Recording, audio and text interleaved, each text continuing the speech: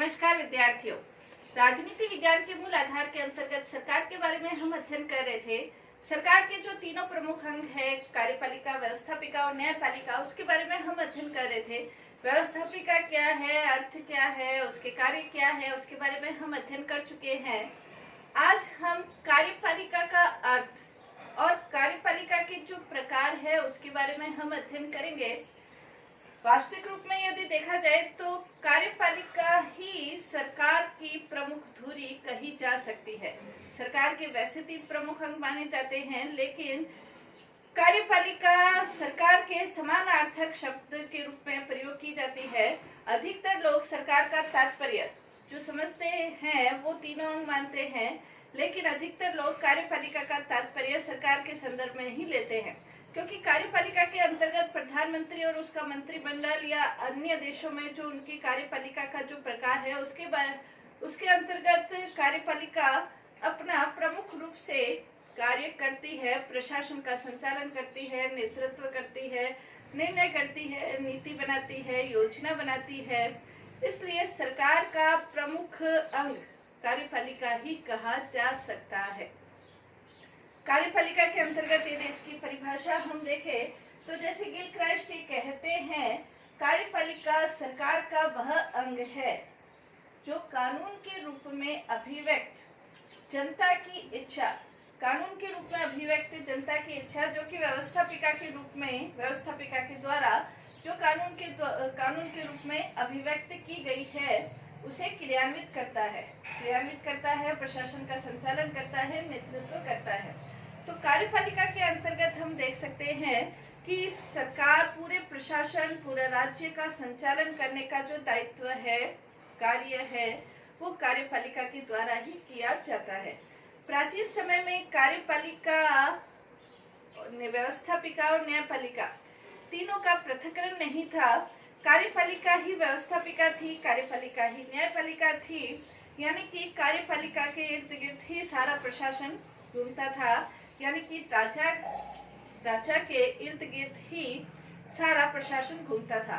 राजा ही प्रशासन का संचालन करता था, राजा ही कानून बनाता था और न्याय व्यवस्था के अंतर्गत भी राजा की अपनी महत्वपूर्ण भूमिका रहती थी। लेकिन यदि वर्तमान समय, आधुनिक समय के अंतर्गत देखें तो सरकार के तीनों अंग पृथक कर दिए गए हैं, लेकिन फिर भी प्रशासन की जो धुरी है वो आज भी कार्यपालिका ही है।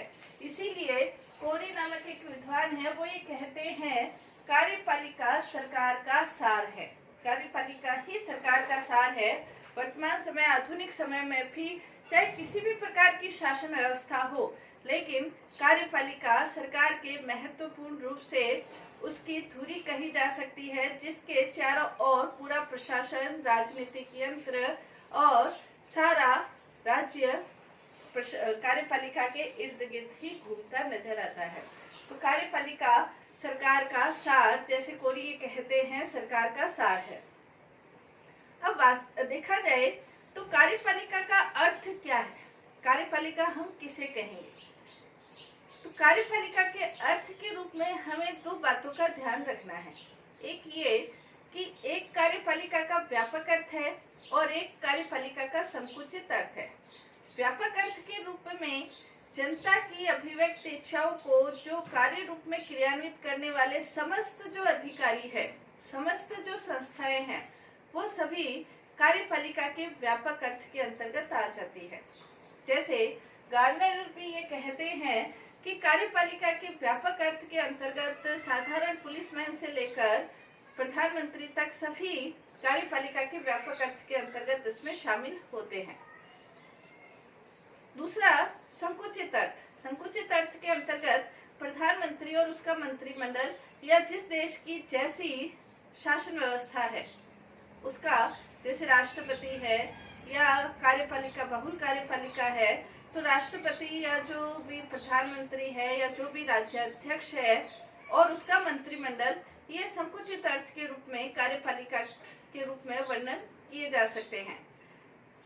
कार्यपालिका का यदि हम इसको और ज्यादा गहराई से समझे तो इसके अंतर्गत कार्यपालिका 2 प्रकार की कही जा सकती है। एक है राजनीतिक कार्यपालिका और एक है स्थायी कार्यपालिका। राजनीतिक कार्यपालिका के अंतर्गत जो प्रधानमंत्री और उसका मंत्रिमंडल या राष्ट्रपति उसका मंत्रिमंडल, वो राजनीतिक कार्यपालिका के अंतर्गत आते हैं, जिन्हें की जनता के द्वारा चुना जाता है या अन्य आधारों पर जो अपना पद प्राप्त करते हैं, यानी कि जो जनता के द्वारा निर्वाचित होते हैं। आधुनिक समय के अंतर्गत यदि हम देख सकते हैं, या अन्य आधार पर जो अपना पद प्राप्त करते हैं, जो प्रशासन का संचालन करते हैं, राज्य करते हैं, वो राजनीतिक कार्यपालिका। और स्थायी कार्यपालिका के अंतर्गत जो प्रशासनिक अधिकारी हैं, जो कि अपनी योग्यता के आधार पर अपना पद प्राप्त करते हैं, जो भी प्रशासनिक अधिकारी हैं, आम कर्मचारी, आम सरकारी कर्मचारी से लेकर सर्वोच्च पद पर जो सरकारी कर्मचारी है, वो स्थायी कार्यपालिका कही जा सकती है। भारत के अंतर्गत यदि हम इसे समझे तो भारत में राजनीतिक कार्यपालिका का उदाहरण प्रधानमंत्री और उसका मंत्रिमंडल और साथ ही राष्ट्रपति भी ये राजनीतिक कार्यपालिका का उदाहरण कहे जा सकते हैं। और जो स्थायी कार्यपालिका है, स्थायी कार्यपालिका के अंतर्गत जो सारे सरकारी कर्मचारी हैं, वो सभी स्थायी कार्यपालिका के अंतर्गत आते हैं। तो व्यापक अर्थ के अंतर्गत जो भी राजनीतिक कार्यपालिका और स्थायी कार्यपालिका दोनों शामिल है। संकुचित अर्थ के अंतर्गत हम सिर्फ राजनीतिक कार्यपालिका लेते हैं। राजनीति विज्ञान के अंतर्गत यदि देखा जाए तो राजनीति विज्ञान में जहाँ कार्यपालिका के कार्य या कार्यपालिका के प्रकारों का हम जहाँ वर्णन करते हैं, तो हमारा आशय संकुचित कार्यपालिका से ही होता है। व्यापक अर्थ में भले ही कार्यपालिका के सहयोग के लिए, उसके क्रियान्वित करने के लिए, उसके निर्णयों को क्रियान्वित करने के लिए स्थायी कार्यपालिका उसका सहयोग करती है, लेकिन संकुचित अर्थ राजनीति विज्ञान के अंतर्गत हम कार्यपालिका का जो कार्यों इत्यादि का वर्णन करते हैं, वो संकुचित अर्थ में ही वर्णन करते हैं। तो कार्यपालिका का अर्थ व्यापक अर्थ में, जिसके अंतर्गत गार्डनर ने समस्त जो प्रशासनिक कर्मचारी है और साथ ही राजनीतिक कर्मचारी है, उन सबको शामिल किया है। संकुचित अर्थ में हम राजनीतिक कार्यपालिका को शामिल करते हैं। नेक्स्ट इसके अंतर्गत हम देख सकते हैं कि कार्यपालिका के प्रकार क्या है। प्रत्येक देश की अपनी शासन व्यवस्था है और प्रत्येक देश की शासन व्यवस्था के अनुसार उस देश की परिस्थितियां, उस देश का वातावरण, उस देश की जो भी नीति है, उसके अनुसार हम देख सकते हैं कि वहाँ की कार्यपालिका का क्या रूप कहा जा सकता है। तो सबसे पहले हम देखते हैं नाम मात्र की और वास्तविक कार्यपालिका। नाम मात्र की और वास्तविक कार्यपालिका संसदात्मक शासन व्यवस्था के अंतर्गत कह सकते हैं। नाम मात्र की कार्यपालिका का तात्पर्य जिसके नाम पर शासन की सारी शक्तियां लिख दी गई है, लेकिन उन शक्तियों का प्रयोग वो स्वयं नहीं करता है। उन शक्तियों का प्रयोग वास्तविक कार्यपालिका करती है, यानी कि प्रधानमंत्री और मंत्रिमंडल उसका प्रयोग करते हैं। संसदात्मक शासन व्यवस्था का यदि हम उदाहरण देखें तो इंग्लैंड के अंतर्गत और भारत के अंतर्गत नाम मात्र की और वास्तविक कार्यपालिका का उदाहरण स्पष्ट रूप से देखा जा सकता है। जैसे इंग्लैंड के अंतर्गत सम्राट या सम्राज्ञी नाम मात्र की कार्यपालिका है, जिसके नाम पर सारी शक्तियां लिख दी जाती हैं, लेकिन उन शक्तियों का प्रयोग वो स्वयं नहीं करते हैं। उन शक्तियों का प्रयोग वास्तविक कार्यपालिका यानी कि प्रधानमंत्री और उनका मंत्रिमंडल करते हैं। जैसे भारत के अंतर्गत भी राष्ट्रपति के नाम पर सारी शक्तियां हैं, लेकिन उन शक्तियों का प्रयोग प्रधानमंत्री और उसके मंत्रिमंडल के द्वारा उन शक्तियों का प्रयोग किया जाता है। तो नाम मात्र की और वास्तविक कार्यपालिका का यदि उदाहरण देखें तो संसदात्मक शासन व्यवस्था का प्रमुख लक्षण जो होता है वो नाम मात्र की और वास्तविक कार्यपालिका में भेद होता है। तो जहाँ संसदात्मक शासन व्यवस्था है, वहाँ इस प्रकार का भेद हम देख सकते हैं कि नाम मात्र की कार्यपालिका जिसके नाम पर शक्तियां हैं, वास्तविक कार्यपालिका जो शक्तियों का वास्तविक रूप में प्रयोग करती है। तो कार्यपालिका का प्रथम प्रकार नाम मात्र की कार्यपालिका और वास्तविक कार्यपालिका। दूसरा यदि उसका प्रकार देखें तो एकल कार्यपालिका और बहुल कार्यपालिका। एकल कार्यपालिका जहाँ पर अंतिम रूप से एक व्यक्ति कार्यपालिका के प्रति, एक व्यक्ति कार्यपालिका के लिए उत्तरदायी है, यानी कि एकल कार्यपालिका जो कि निर्णय लेने के लिए एक व्यक्ति उत्तरदायी है, वो एकल कार्यपालिका। बहुल कार्यपालिका जहां एक से अधिक व्यक्ति कार्यपालिका में स्थिति रखते हैं समान रूप से।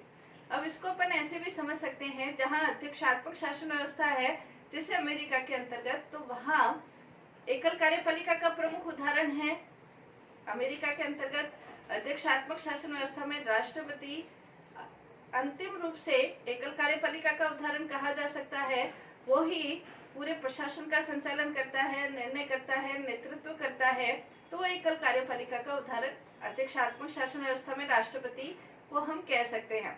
संसदात्मक शासन व्यवस्था के अंतर्गत हालांकि प्रधानमंत्री और उसका मंत्रिमंडल एक सामूहिक इकाई के रूप में कार्य करते हैं, लेकिन सामूहिक इकाई के रूप में कार्य करते हुए भी मंत्रिमंडल का जो नेतृत्व करता है वो प्रधानमंत्री करता है।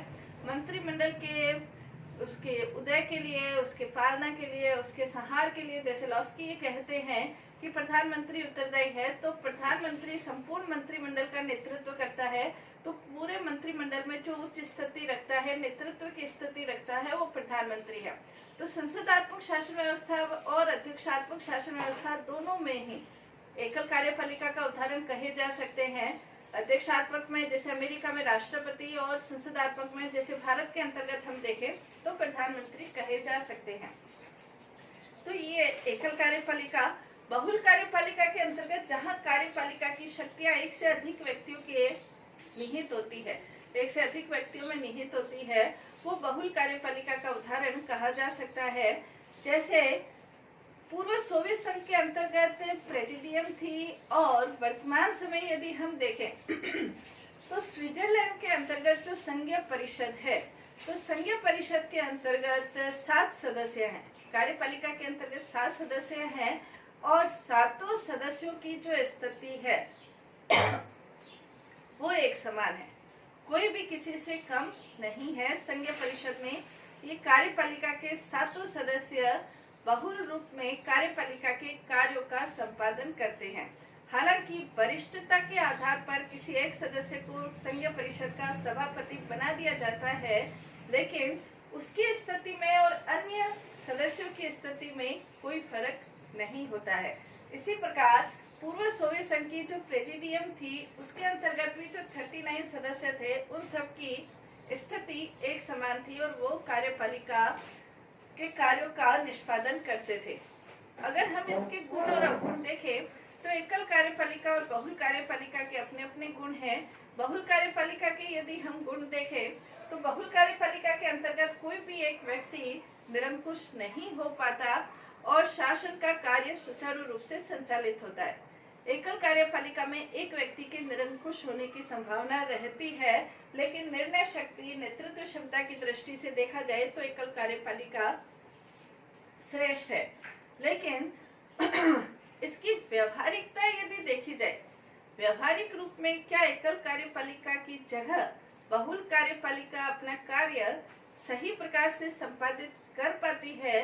तो इसका यदि हम इन दोनों की, सोवियत संघ की और स्विट्जरलैंड की शासन व्यवस्था के अंतर्गत देखें तो सोवियत संघ के अंतर्गत तो पूरा जो देश का संचालन है वो साम्यवादी दल और उसके महासचिव के द्वारा संचालित होता है।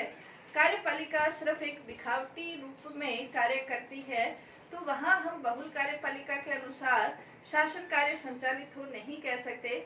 संघीय स्विट्जरलैंड के अंतर्गत जो संघीय परिषद है वो अपना कार्य सुचारू रूप से संचालित कर रही है, तो वो उस देश की परंपराओं, उस देश की परिस्थितियों, उस देश का जो वातावरण है और जो उस देश के लोगों में लोकतंत्र के प्रति जो एक भावना है, उसके कारण से ये सुचारू रूप से संचालित होती है।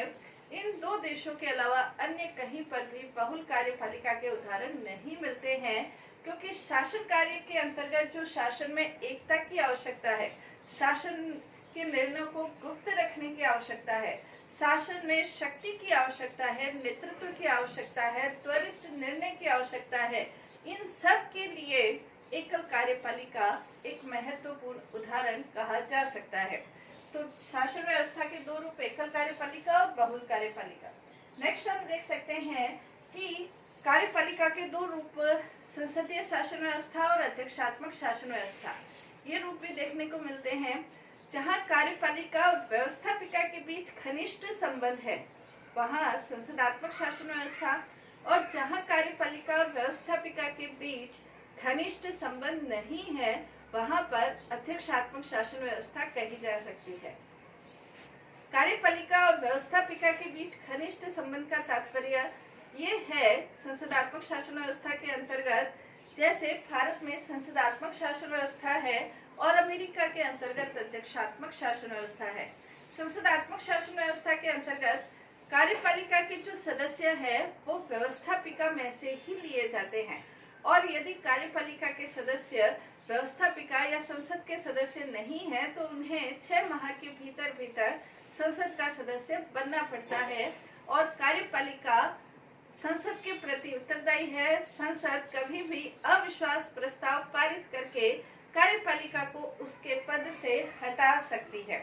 अध्यक्षात्मक शासन व्यवस्था के अंतर्गत कार्यपालिका के जो सदस्य हैं वो संसद में से नहीं लिए जाते हैं और न ही वो संसद के प्रति उत्तरदायी हैं।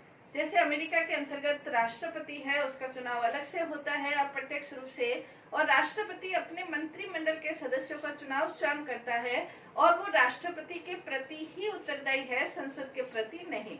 यदि वो किसी अपने मंत्रिमंडल के सदस्यों को संसद में से लेता भी है तो उसे संसद की सदस्यता से त्याग पत्र देना पड़ता है।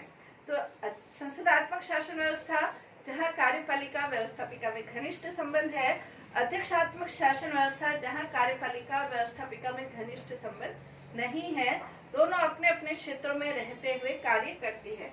नेक्स्ट इसके अंतर्गत पैतृक कार्यपालिका और निर्वाचित कार्यपालिका। पैतृक कार्यपालिका जहाँ पर वंशानुगत आधार पर कार्यपालिका अपना पद प्राप्त करती है, जैसे इंग्लैंड के अंतर्गत, नॉर्वे के अंतर्गत, डेनमार्क के अंतर्गत पैतृक कार्यपालिका के उदाहरण कहे जा सकते हैं। निर्वाचित कार्यपालिका जहाँ पर कार्यपालिका जनता के द्वारा निर्वाचित होती है, जैसे इंग्लैंड है, जैसे भारत है, फ्रांस है, अमेरिका है, यहाँ पर निर्वाचित कार्यपालिका का उदाहरण कहा जा सकता है। तो आज हमने कार्यपालिका के प्रकार के बारे में अध्ययन किया। कार्यपालिका के प्रकार को हम ऐसे डायग्राम के रूप में भी लिख सकते हैं, जैसे कार्यपालिका के प्रकार। इसके अंतर्गत पहला प्रकार नाममात्र की वास्तविक कार्यपालिका, दूसरा प्रकार एकल और बहुल कार्यपालिका, तीसरा प्रकार संसदीय और अध्यक्षात्मक, चौथा प्रकार पैतृक और निर्वाचित कार्यपालिका। तो कार्यपालिका का क्या अर्थ है और क्या प्रकार है उसके बारे में हमने अध्ययन किया। धन्यवाद।